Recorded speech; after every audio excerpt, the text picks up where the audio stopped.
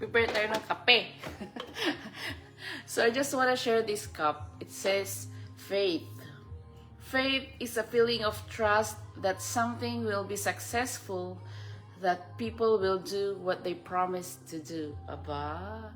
So that is for today's Sunday. Kape muna tayo. Timpla-timpla ng kape while doing our live. Today is my Friday! Yahoo!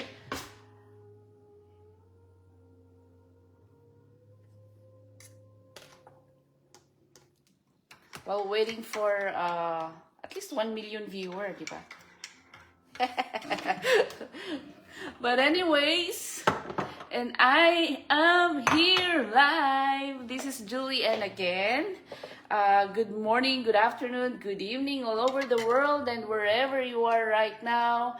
Hope everyone is safe and sound. And yes, I'm here again on my live for today. Today is Sunday here in Antioch, California. It's August, ano ba ngayon? August 18, Sunday. And it's 12:17 in the afternoon. Yahoo! And this is my Friday of work. So have a blessed Sunday, everyone. Hope you're enjoying all your this beautiful Sunday with the family, fam, bam mo naman ngayon, o diba? So, teka lang. May check lang ako para i-share natin sa ating Facebook business page, diba? Ayan, abad. Yes, naka-live na nga tayo. Just wanna share. Oh, hold on.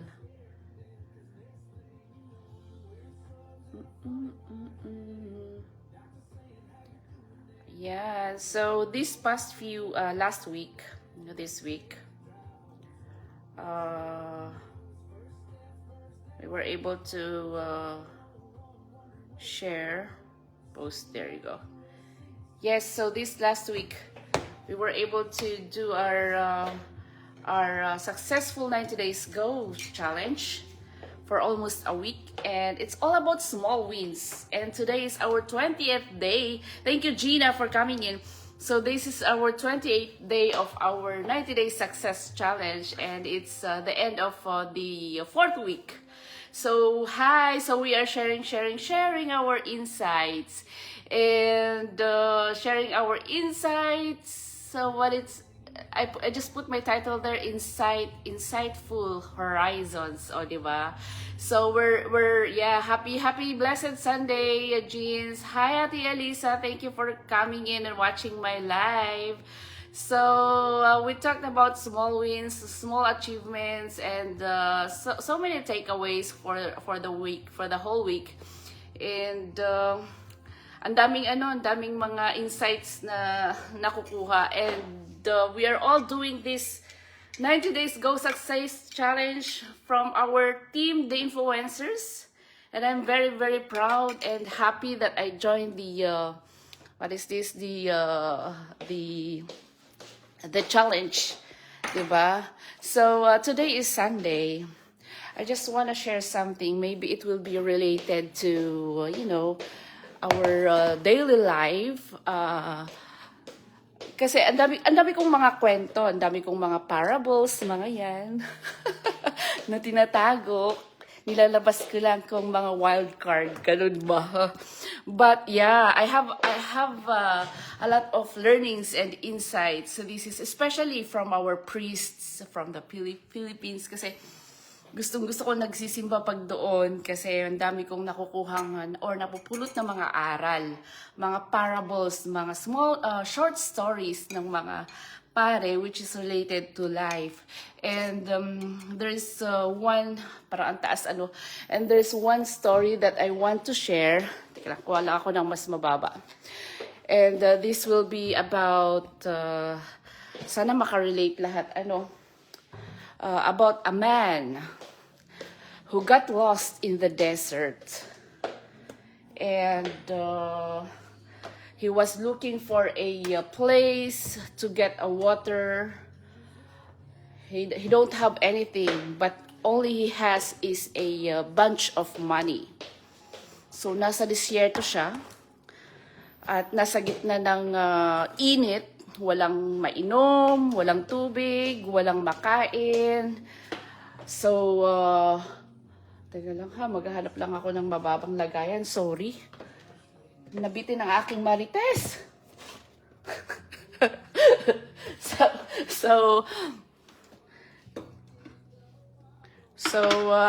ayan. Teka lang, maghanap lang ako ng aking stand. I will be a resourceful lady today. So, maghahanap lang ako ng aking stand. Pero kumusta nga naman ang Sunday ninyo? How is your Sunday, Ate Elisa? Was it fun with the family? Okay, so yes, I just want to share about a parable that I learned, or I heard a story from a priest back home. This is when I was still in the Philippines. Every Sunday yan, going to church. But I hope everyone is having their Sunday fun day with the family, especially it's a very nice weather outside. Patapos na ang summer, and hope everyone is enjoying the warm weather and sunny weather, o di ba? And yes, so today is Sunday. I'll just share a story about having a forsightful mind or forsightful eyes, na kumbaga nakikita mo kung ano yung mga nasa, or nalalaman mo kung, or napag-aaralan mo kung ano yung mga mangyayari in the future, napaghahandaan mo kung anong mangyayari just in case, di ba? So yes, there's a man. This is the parable of the necktie and the oasis. So kwento ito ng isang, there's a man who got lost in the desert, in the center of the desert. What he has is a small amount of money, and he was lost. He don't have anything, only clothing, and only a small amount of money. Thirsty, no food to eat. Naglalakad. Nagpe-pray na sana may makita siya, siyang kahit na tubig, only a small amount, only a drop of water. That's what he is praying for. But when he was walking, he met a man. And itong man, may hawak-hawak siyang necktie. Sabi niya ganon, gusto mo ba ng necktie? Sabi niya ganon sa ano. Kasi parang hindi ko kailangan sabi niya. This man is looking great na naglalakad na ganyan. Looks like I don't need this necktie. Maybe you need it, he told to that man who was lost in the desert. And then this man told the man with the necktie, said, hindi ko yan kailangan kasi nakikita mo naman na disyerte to. Where will I use that necktie? Siguro nagtataka din kayo kung bakit necktie ang aking example. So sabi niya ganun. Where will I use that necktie? I don't need that necktie. I need a food. I need water. If you have some food, can you please give me some water or give me some food if you have anything? And then the man said, no, I only have necktie, but maybe you need it. Sabi niya ganon. But this man who was lost in the desert said, no, I don't need it. Just take it with you. Sabi niya ganon. So he overpassed that man who was offering it for free. Sabi niya gano'n, for free. Ayaw pa niya. So, naglalakad na naman yung lalaki. He was walking, and then he met another man. Sabi niya gano'n sa lalaki, brother, maybe you have a water, a small amount of water, or a food. Sabi niya gano'n, but I am selling a necktie. Sabi niya gano'n. Maybe you want to check my necktie. I have a lot of different styles and different colors. And it is 50% off. It's buy one, take one. Sabi niya gano'n. But this man told, no, I don't need that necktie. because I'm praying and praying that I need a water and food. But how come I'm always getting necktie? Sabi niya ganon. Tapos sabi nung guy, sabi nung nagbebenta, but this is what we have here. We only have neckties. But if you want, I can give it to you 50% off. Buy one, take one, or get what you want, and then I'll give it to you as any price. Sabi niya gano'n. So, sabi nung lalaking na nawala sa disyerto, hindi ko kailangan yan. At saka sayang yung pera ko pag ibibenta ko sa'yo. If I will sell it to you, my money will be gone. Wala na. If I need water, maybe wala akong pambili ng tubig. Pag nakakita na ako ng tubig or pagkain, pag nakakita na ako ng pagkain, sabi niya gano'n, okay, sabi niya gano'n. So, umalis yung lalaki, naghiwalay sila dun sa nagbibenta ng necktie. Tapos nung naglalakad siya ng naglalakad, nakakita siya ng malaking store. Napakagandang store. Tapos nung pumasok siya sa store na yon, parang ang ganda, wow. May mga chandeliers, yung mga display, ang gaganda. Pero, alam nyo ba kung anong laman nung store na yon, nung napakalaking store na yon? Hulaan nyo kung anong laman ng napakalaking store na yon. Jeans, hulaan mo kung anong napakalaking store. Anong laman ng napakalaking store na yon? Kasi pagpasok pa lang niya, ang ganda, may tagabukas pa ng door na ganyan. Pagpasok niya, may chandelier na nakabitin, ganda ng ilaw. Tapos ang background niya, ang gandang nakadisplay. Pero ang laman ng napakalaking store na yon, it's all neckties. Neckties na ang gaganda, made of silk, made of cotton, made of any kinds of wool. So, sabi niya ganun, bakit naman necktie ang meron dito? Hinahanap ko tubig, sabi niya ganun. So, lumapit siya sa nagbibenta, sa store owner, sabi niya dun sa store owner. Maybe you are selling water, sabi niya ganun. Tapos sabi nung nagbibenta, no, I'm so sorry, brother, but we don't have any water here. We are only selling neckties. Sabi niya gano'n. So, nagtaka yung lalaki. I know that you have a lot of beautiful neckties. I know that it's so amazing, that it's so beautiful that anyone can wear. But I need water. I need food. Sabi niya gano'n. But we only sell neckties here. And then sabi ng mata na, no, maybe if you have money, maybe you can buy some neckties. You don't know, sabi nung nagbebenta. Tapos sabi nung lalaking nawala sa disyerto, I don't need neckties. I just need water. Brother, please, if you have water or food, please give me some.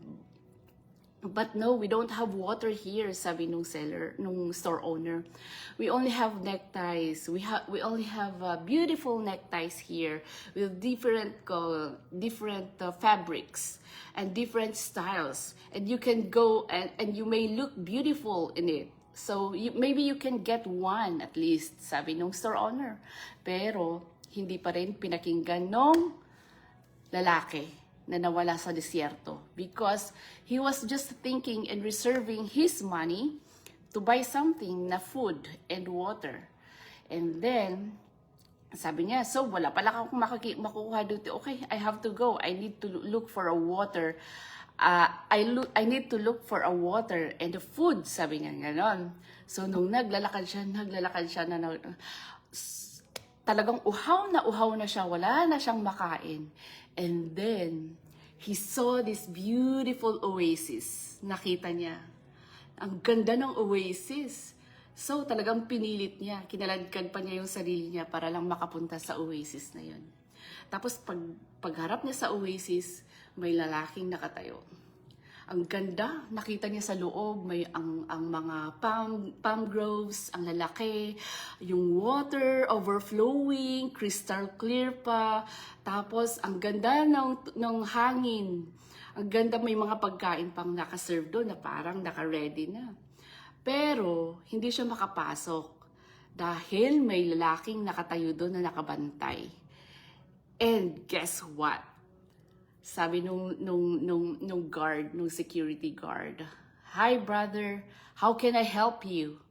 Sabi niya ganun, sabi nung lalaki, "I was walking all days, all weeks, and I'm so thirsty, and I need food, and I saw that you have a beautiful oasis here, and the water is so welcoming that I want to drink one. I want to drink some." Sabi nung lalaki, "Yes, I can help you with that." Sabi niya ganun, "Yes, please. So can you please let me enter? I will pay you. Even if how much you want it, I will pay you. I will give you more." Sabi nung lalaki. Tapos sabi nung security guard, anong sabi niya? Hulaan niyo kung anong sabi niya. Anong sabi niya, Jeans? So, ito yung sinasabi ko na, pagsabi ng lalaki, sabi niya, "Yes, I can help you with that. I can give you water, I can give you food, I can give you shelter, everything you need, I will give it to you too." Sabi niya ganon. Pero, sabi nung security guard, sabi nung lalaki, nung lalaki na wala sa disyerto, okay, I will give you everything, but just let me in and drink some water. Okay, but I need a necktie. Sabi niya gano'n. Sabi niya gano'n. So what? I've been walking for days, weeks, and then I just crawled here in this oasis, in this paradise, in what you call paradise, just to get to ask for water, but you don't want me to give what? Yes, brother, I can give you everything you need, everything you want, as long as you have the necktie. Sabi niya ganon. So everything was, everything was messed up. He missed all those opportunities. There's a lot of opportunities that he passed by along the way walking, even if he seems that he don't need it, he ignored it. So this is what that I want to share, guys, that sometimes opportunities, we just let those opportunities pass by, seeing that yung tingin natin hindi natin kailangan, di ba? Yung tingin natin dyan lang yan, sasabihin mo. Give me your email. Sabi ni Ate Tita Beth, give me your email. Nga. Natawa din ako doon. Ngayon ko lang nakita yung message ni Tita Beth. So yun, necktie ang hinahanap niya. So, ang dami niya na palagpas na mga chance, opportunities na nasa harap na niya. Nung una, binigay lang na libre. Yung pangalawa, may 50% discount pa, or buy one, take one, or just pay it if how much you want it. And then the third one, pabonggahan, o diba? Pero, ang dami mo nang na-miss na opportunities na hindi mo napapansin, diba? For example lang yung pagbibili tayo, when we go on shopping, sasabihin natin, naka-sale siya na ganyan. Tapos sabi natin, hindi natin kailangan yan, or hindi natin kailangan. Mamaya pala, pag uwi ng Pilipinas, kailangan ng pasalubong, tsaka tayo naghahanap, buy one, take one pa yun, hindi natin binili, di ba? Simpleng mga ganun lang, but mga simpleng ganito, natatawa ako dito sa mga teammates ko, sa mga business partners ko Tapos sooner or later, pagbalik mo, babalikan mo para habulin sana yung buy one take one na yun, or yung less price na yun, 70% off pa. Wala na dahil you miss the opportunity. Parang yun lang yung gusto kong sabihin sa inyo, guys, na there's a lot of opportunities along the way that we encounter that seems it's very it seems like it's not very important, but along the way yun na ano natin na sayang, di ba? sasabihin na lang natin sa ating sarili, uy, sayang. Sayang naman nun, bakit hindi ko pa ginrab yung chance na yun? Malay nyo yung chance na yun that is your small win. Baka pa hindi pa small win lang yun, or a small achievement. It will be your big achievement, your biggest achievements. Especially, talaga yung nangyayari pag minsan, life is so inevitable. We really don't know what's really gonna happen. But when we do our best every day, we take all those chances, those opportunities. Those small opportunities become our big achievement in life, or big success in life, di ba? Yun yung yun yung maganda doon sa kwento. Ang dami kong na-realize when I joined this business. There's a lot of realizations going on, especially on my personality and my life. Ang dami kong na-realize sa buhay-buhay. Siguro it's maybe it's a sign of aging. Matatawa ka na lang pag it's a sign of aging. Parang sabihin mo na lang na ano. Pero these new generations, if we are guiding them good, if we are, directing their good path, we become the role model, kumbaga, and we give good advices. It's good for them. They will be very lucky, especially if yung may mga anak tayo, may mga kapatid na mas nakakabata, and we advise them, we give them advices, and they usually listen naman. May mga pasaway siguro, but if we direct them every day, we show them what's the reality in life, then they will learn a lot from us. So like here, hi Tita Beth. Like here, Tita Beth. I'm learning every day.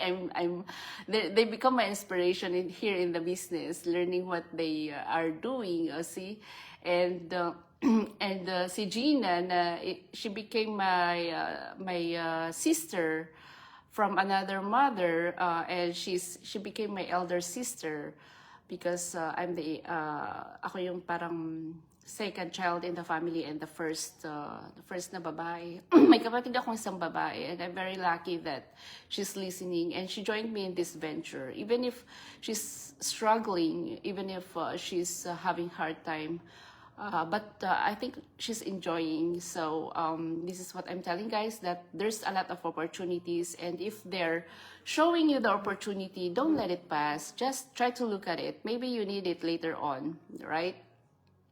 Just try to see, because you don't have nothing to lose here, because at first it will be free. It's free to see all the informations that you need, and then we are here. You can just sabi ni Tita Beth, you can just give me your email and your name, and then I will show you the overview of this business. And the good part is you can talk to me directly. We can give you the black and white information, right? And then you can see if it's a good fit for you, if it's a good opportunity for you and your family. So the good thing here is you're not only thinking about yourself, you are thinking about your whole family, because the whole family, it's beneficial to the whole family.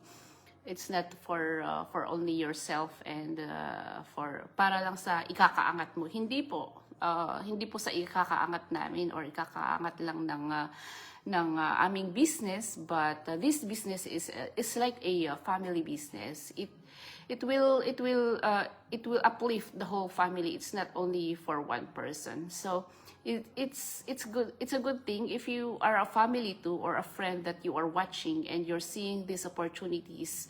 It's a good opportunity to see. Just try to be open-minded. Just try to open your, ikakangat natin lahat na nasa business. Yes, nasabi ni Jeans. So if you're a family or a friend or a coworker, try to see it. It's not hindi naman masama. Huwag niyo nang isara agad ang mga isip ninyo, because this might just what I'm telling you guys, because this might be one of your biggest shot in life, di ba?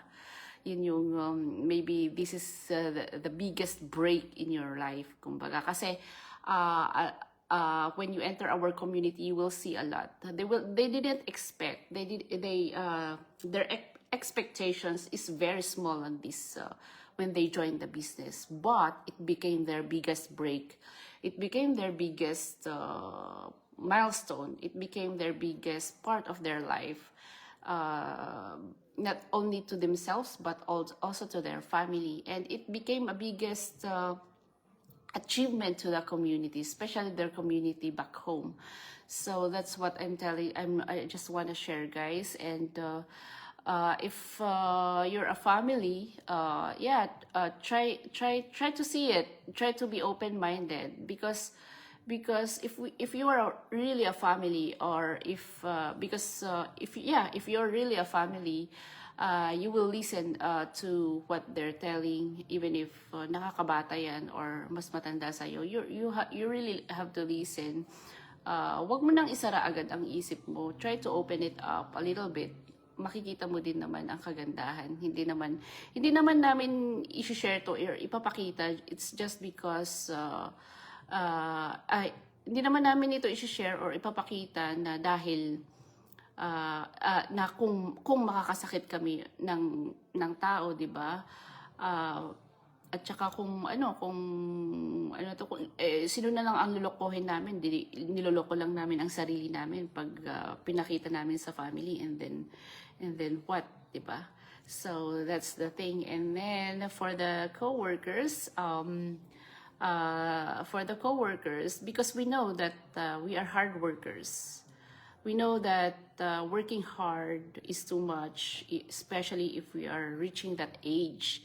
And while we're still young, we are sharing it to you because habang kaya pa, 'di ba? Habang kaya mo pang i-stabilize ang business mo.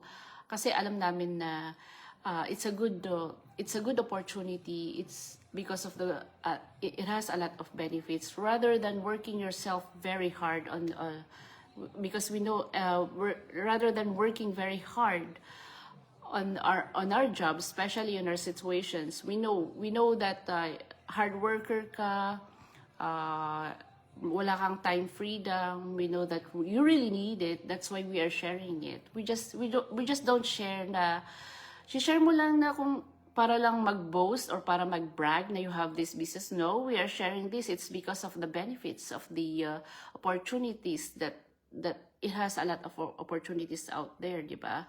So yes, my sister is watching right now, June Berlin Wooden. How are you? So and I'm a proud sister because she always listens. She knows that naiyak tuloy ako. When it comes to my siblings, I'm very happy to see them. Na feel yung success ko na feel din nila. So I always share them what I have, and I'm very happy, and I'm very tiyak na tuloy ako.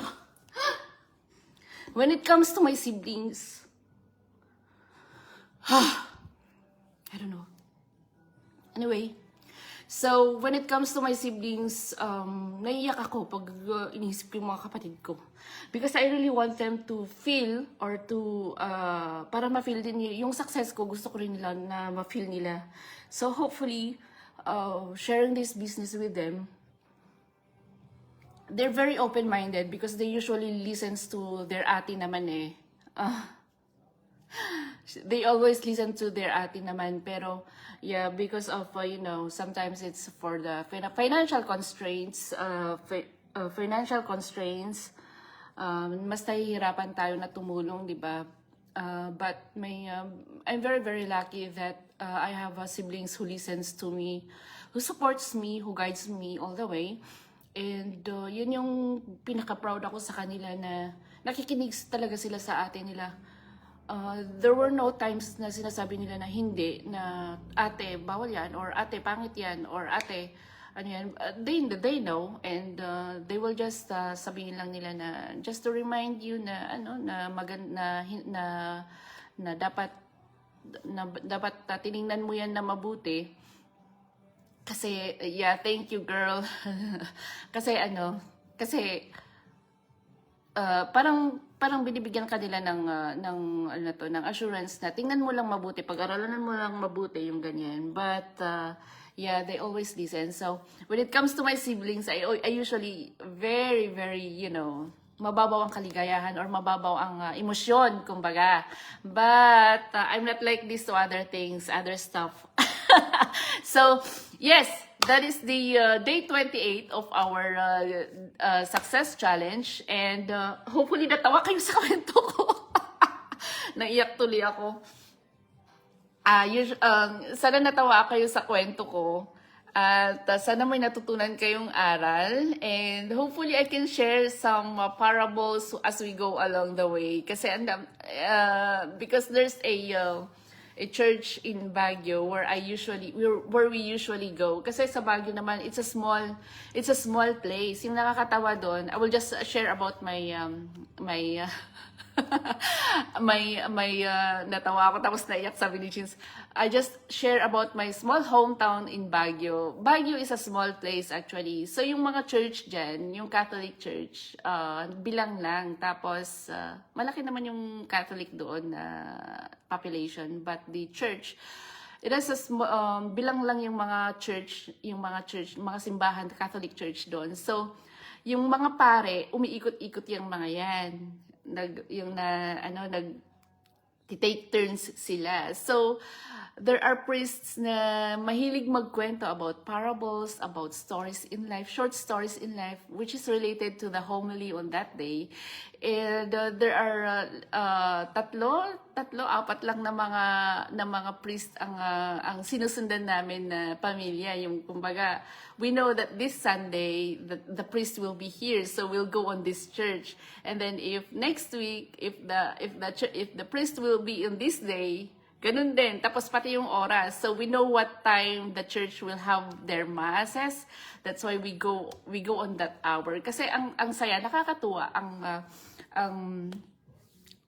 simba pag mga ganun ba yung nakikinig mong mga kwento, yung mga small parables, mga kwento-kwento ng buhay, di ba?